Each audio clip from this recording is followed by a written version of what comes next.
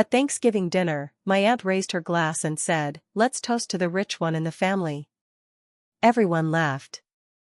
I tried to brush it off, until she handed me a folder full of bills and said, "Since you make so much, it's time you contribute back." I refused. My cousin stood up, flipped the table, and shouted, "We were here when you had nothing. You owe us." I haven't been invited back since. I don't usually write stuff like this, but I need to get it off my chest. Maybe someone out there has gone through something similar. Maybe it'll help me sleep better. So, for context, I grew up in Akron, Ohio. Working-class family. The kind that kept the thermostat at 60 in the winter and still stressed about the heating bill. I shared a bedroom with my cousin until I was 17.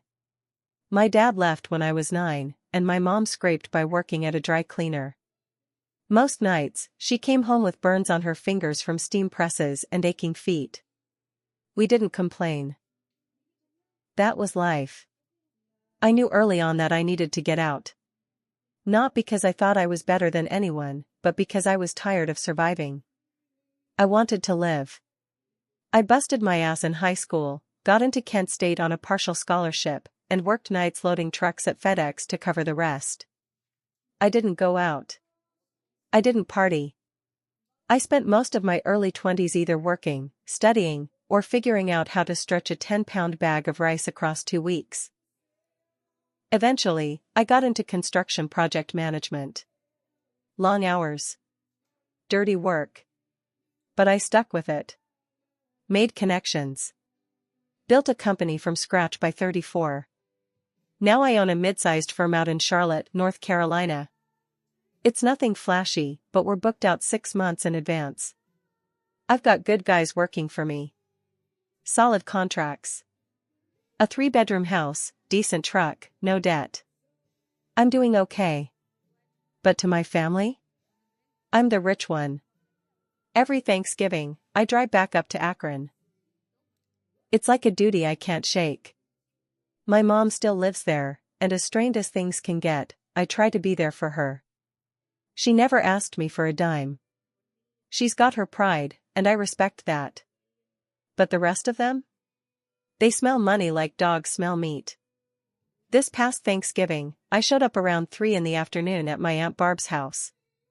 She's the self-declared queen of our family, the one who holds the holidays and tells everyone what to bring, but never actually cooks much herself. Her living room was full.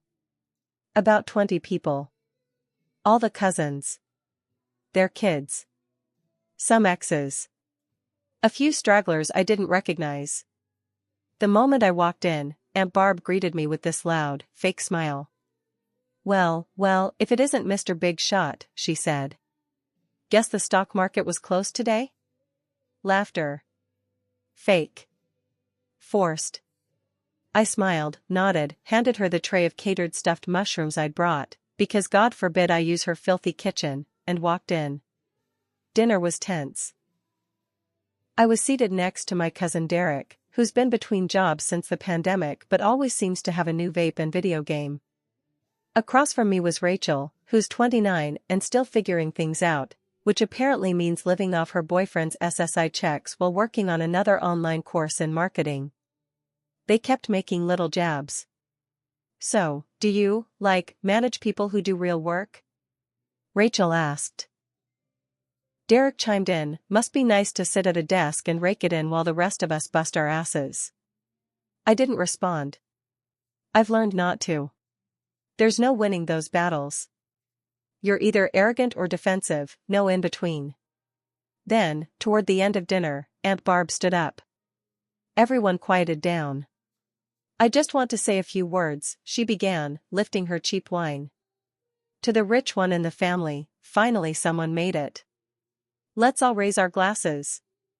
They laughed. Every single one of them. I laughed too. Uncomfortable. Trying not to make a scene. That's when she walked over and handed me a manila folder. My stomach dropped the moment I touched it. "What's this?" I asked. "Just a little something to look over," she said, smiling sweet like poison. We've all been talking. Since you make so much now, it's time you contribute back.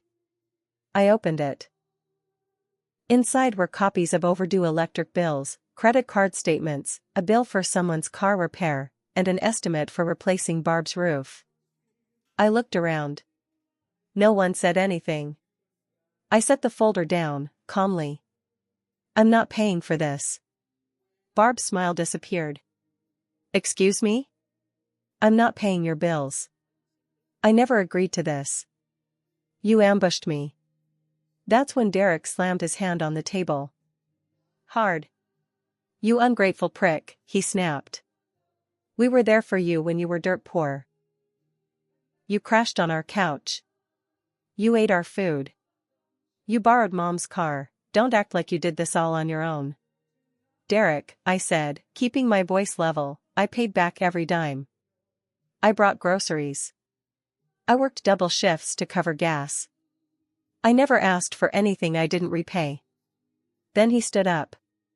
And now you think you're better than us? Before I could answer, he flipped the table. Mashed potatoes and turkey flew through the air. A plate hit the wall. Someone screamed. My wine spilled all over Aunt Barb's sweater. Kids cried. Rachel was yelling about entitlement and family values. My mom just stared at her lap like she wished she could disappear.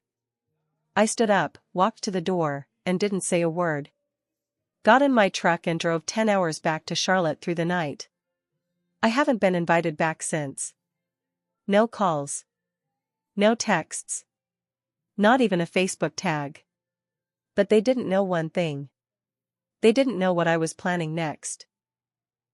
When I got back to Charlotte, I didn't say much to anyone. I had a few missed calls from my mom, but no voicemails. No one else reached out, not Aunt Barb, not Derek, not Rachel. Nothing. I was angry. Not the loud, screaming kind of angry. The quiet kind. The kind that sits in your chest like a rock. I kept thinking about that folder. How planned it all was. How they had it ready. How everyone laughed when Barb handed it to me like it was some joke. That wasn't heat of the moment stuff. That was a setup. So I started thinking. Not about how to get back at them right away. That would have been too easy. Too satisfying for them. They expected me to lash out, to curse them out, to make a big scene and burn the bridge. That way, they'd feel justified. See? He really thinks he's better than us. No, I decided to do it slowly. First, I called my accountant. Asked him to go over my taxes, donations, the whole 9 yards. Then I had him draft up a document. Something I could show later, just in case this ever came back around.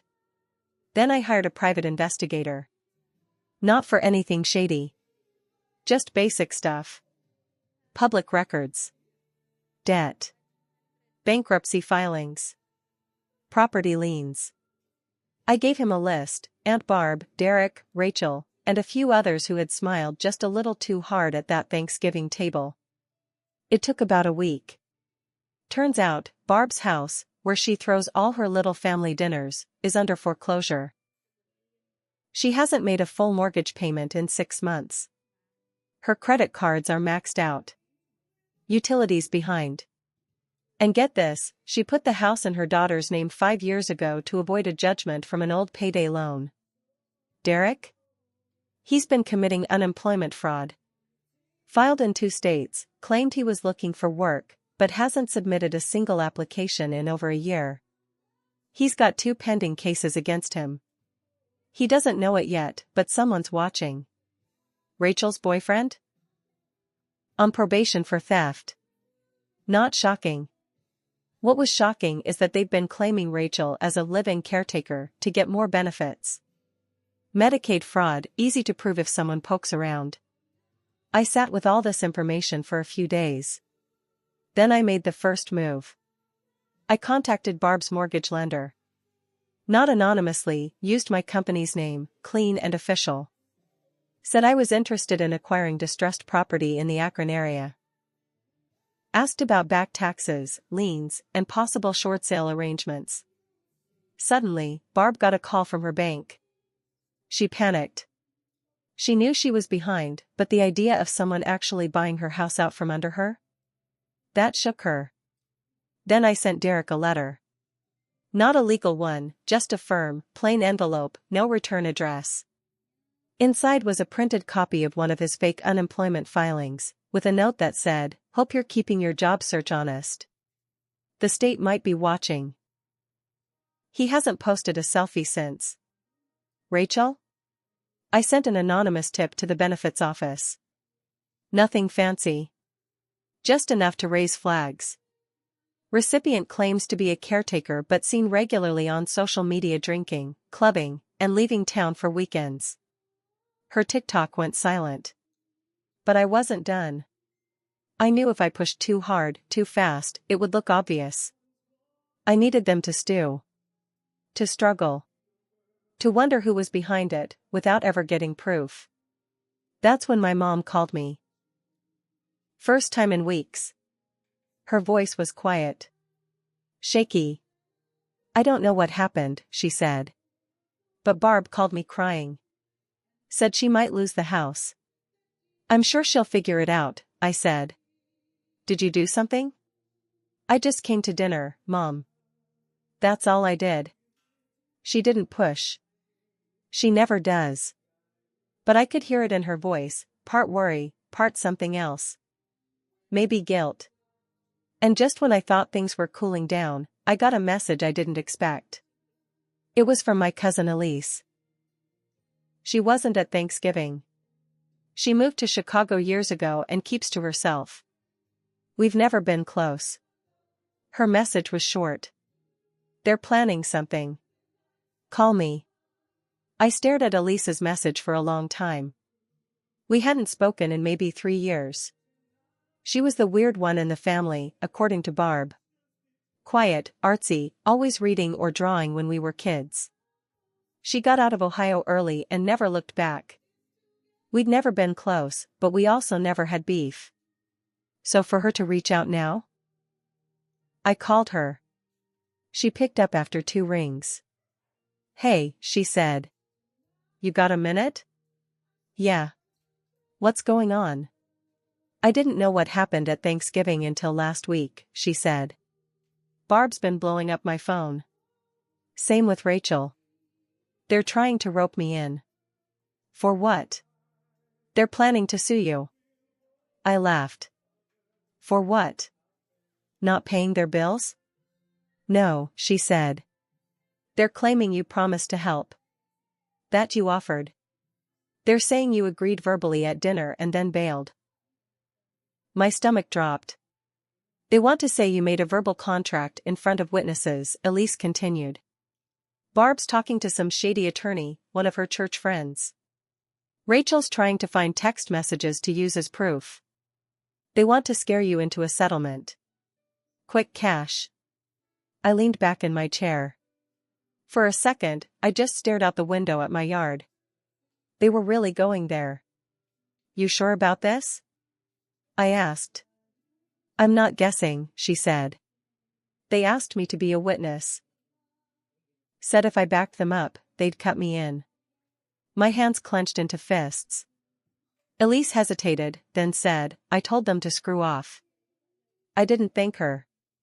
I couldn't even find the words. I just asked her to send anything she had, texts, emails, voicemails. She sent me screenshots within the hour. Barb's messages, full of fake warmth. Rachel's texts, sloppy and desperate. Even a group thread where they discussed how to phrase things to make it sound like he offered, not like we demanded. It was all there. I sent everything to my attorney. He was calm, but firm. "They've got no case. But we should still go on offense. Shut it down before it grows." He sent them a cease and desist letter within a day. Formal. Precise. With a warning that if they continued, we'd sue for defamation, harassment, and attempted fraud. But the damage was already done. Word got out, somehow, and for the next 2 weeks, I started getting calls. Distant relatives I hadn't spoken to in years. Old family friends. People suddenly reaching out to see how I was doing or check in. One of them slipped and said, "I heard you're cutting the family out." That true? That's when I realized Barb had gone full scorched earth. She was telling everyone I was selfish, arrogant, forgot my roots. She made it sound like I'd gotten rich and turned my back on the people who raised me. I could have let it go. Could have ignored it. But then my mom called again. She was crying. "They're saying I raised an ungrateful child," she said. "At church. At the store. People I've known 20 years won't look me in the eye." That was it for me. That's when I decided I wasn't just going to defend myself. I was going to burn their little empire to the ground. After that call with my mom, something snapped in me. I'd kept it quiet. I hadn't gone public. I hadn't outed anyone. I handled it all behind closed doors, out of respect, for her, mostly. But they dragged her into this now. My mom. The one person who never asked me for a thing, who worked her fingers raw to keep me fed. And they dared to shame her? No more silence. First thing I did was draft a letter. Not from me, from my lawyer. Professional, detailed, full of receipts. It laid out the exact timeline: Thanksgiving, the manila folder, the yelling, the threats. Then it showed the documents we'd collected, Barb's financial records, the attempted fraud, the text messages planning to manipulate a legal claim. We didn't send it to them.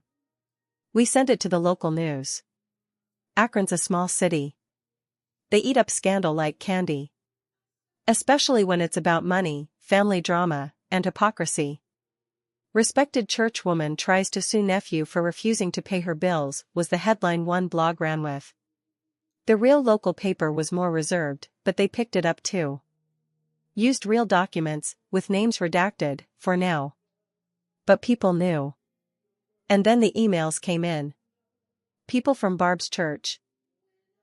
Parents from Rachel's little side hustle daycare. One woman messaged me saying Rachel watched her kids for a week last summer and they came back with rashes and bruises. She never said anything because it didn't seem worth the drama. I collected everything. Meanwhile, I found out something new about Derek. He'd been using Barb's address to get assistance from the state. But he hadn't lived there for over a year. That's fraud. Real fraud. The kind that gets you arrested. I reported it. Quietly. Through proper channels. With screenshots and proof. But I wasn't done yet. I posted one single thing on Facebook. Just one.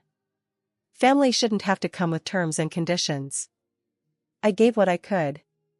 I never owed more than that. And anyone who tells lies about my name better be ready for the truth to come out. Fully. Publicly. The comment section exploded. Some cousins tried to clap back. Said I was airing dirty laundry.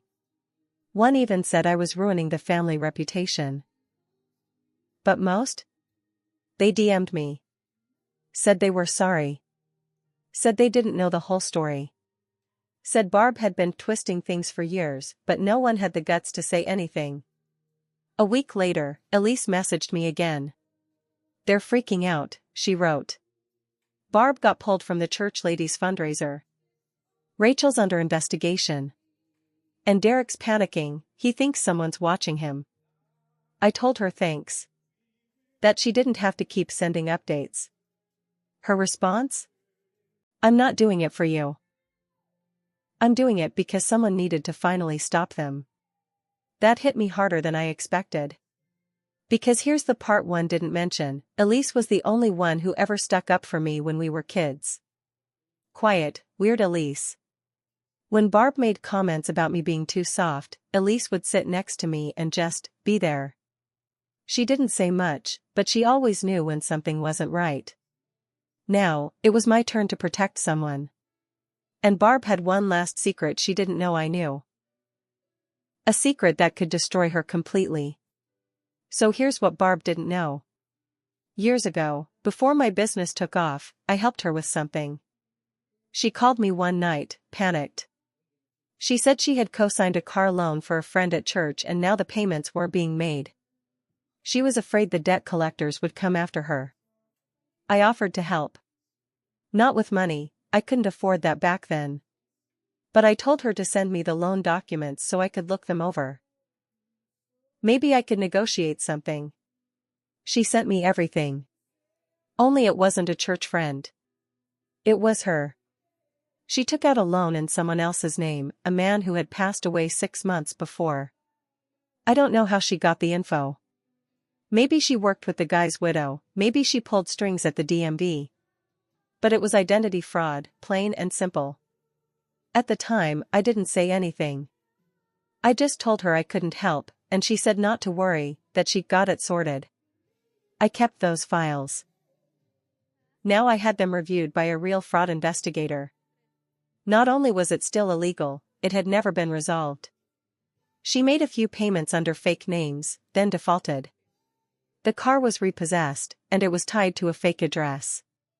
I turned it in. I sent the entire package to the Ohio Attorney General's office, anonymously. I don't know what they'll do. But I know it's enough to launch a formal inquiry. And Barb? She won't see it coming. Because she thinks this is all still about Thanksgiving dinner. It's not. This was about the years of manipulation. The guilt. The lies. The way she played people, used them, controlled the whole family like a queen on a hill, and expected everyone else to bow. The fallout came faster than I expected. 2 weeks later, I heard through Elise that Barb had a breakdown at church. Started yelling during prayer, accusing people of conspiring against her. They asked her to step down from her volunteer board. She stopped showing up after that. Derek got a knock on his door from investigators. He's under a full audit now. Unemployment fraud, benefits fraud, possible perjury. If he's smart, he'll plead out. If he's not, he's looking at real time. Rachel lost half her daycare clients. One of them threatened to sue. Her boyfriend, he skipped town. Took their savings and disappeared. She posted some cryptic stuff on Facebook about being betrayed, but nobody cares anymore. My mom? She doesn't go to that church now. But I helped her find a better one. One where nobody whispers behind her back. She told me, you didn't have to do all this. I told her I did. Because I made one mistake in all this too. I let it go on for too long. I let them think I was weak. That I owed them for surviving. That just because I made it out, I should carry everyone else on my back. Never again. Some families lift you up. Some tie you down. Mine tried to drown me in guilt, but I swam out. I didn't just survive. I won. And now, when they look around the table at Thanksgiving, they'll see what's missing. Me. And the life they could have had, if they hadn't been so damn greedy.